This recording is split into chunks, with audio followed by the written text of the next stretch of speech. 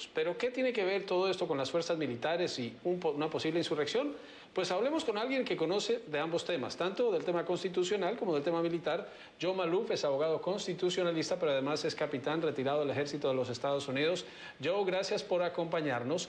Hemos hablado sobre esto en numerosas oportunidades, pero me gustaría explicarle a nuestros televidentes que no han pasado por las fuerzas militares de Estados Unidos en qué consiste la unidad de mando, el hecho de que los militares obedezcan al comandante en jefe, porque lo que preocupa a estos generales dicen, si el presidente electo o elegido da una orden, pero hay militares que deciden no obedecerle, se puede llevar a un caos que puede terminar en una guerra civil. Bueno, tienen toda la razón. Como soldados nos entrenaron desde un comienzo de que la manera en que el servicio militar funciona en este país, tienes un comandante en jefe que es el presidente de los Estados Unidos y todos tus superiores que están debajo de él o ella.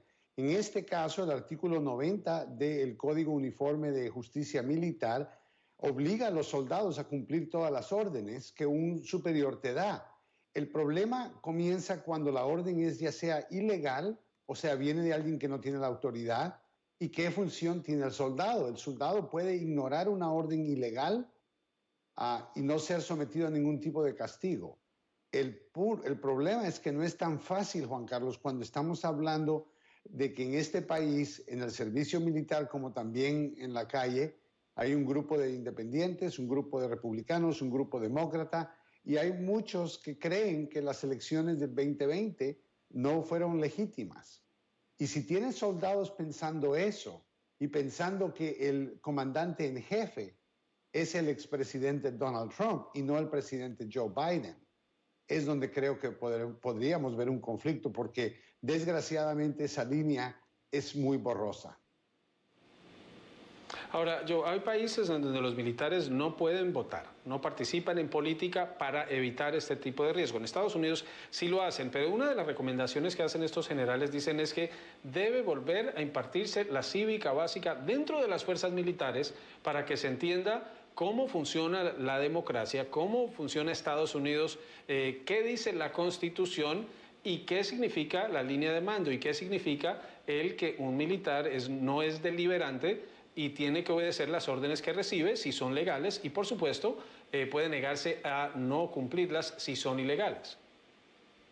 Bueno, el sistema está aquí para servir de esta forma. Claramente los soldados tenemos una obligación de seguir las órdenes de nuestros superiores, pero hace falta más educación en términos de la Constitución, el Departamento de Justicia, el colegio electoral.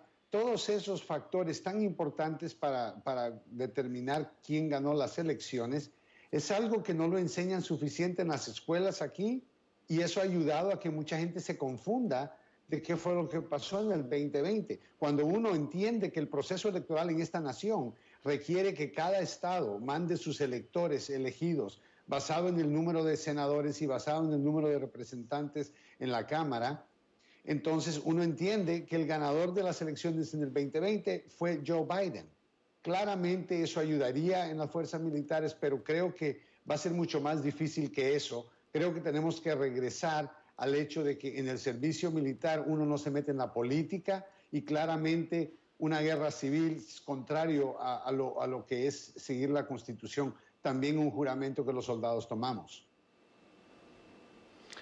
Están exagerando estos militares, decía la experta de la Universidad de San Diego, y esto no es un capricho, hay modelos en donde miden qué determina lo que es una democracia o lo que no es una democracia, y el cálculo que dicen es el 20 de enero, Estados Unidos dejó de ser una democracia plena y pasó a ser lo que decíamos una anocracia. ¿Están exagerando?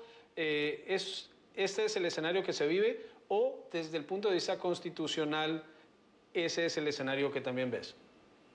Bueno, yo creo que no están exagerando. Veo que hay una cantidad de personas significantes que creen que las elecciones pasadas fueron ilegítimas, y peor todavía, veo cambios que el expresidente Trump, por medio de otros políticos, están tratando de hacer con legisladores locales, porque en el 2024, si esto vuelve a ocurrir, y eso es lo que los generales temen, podría haber un golpe de Estado, y esta vez podría funcionar, no diferente a lo que le pasó en Cuba con Fidel Castro. O sea, no necesariamente quiere decir que no va a haber un golpe de Estado. Creo que están en todo lo correcto de advertirle a la gente que si vimos enero, el 6 de enero lo que pasó, es obviamente peor lo que podría pasar en el 2024 si diferentes electores estatales son cambiados. Crearía más confusión y el servicio militar una vez con armamento nuclear, con soldados que, como te digo, vienen de diferentes partidos y con personas creyendo diferentes cosas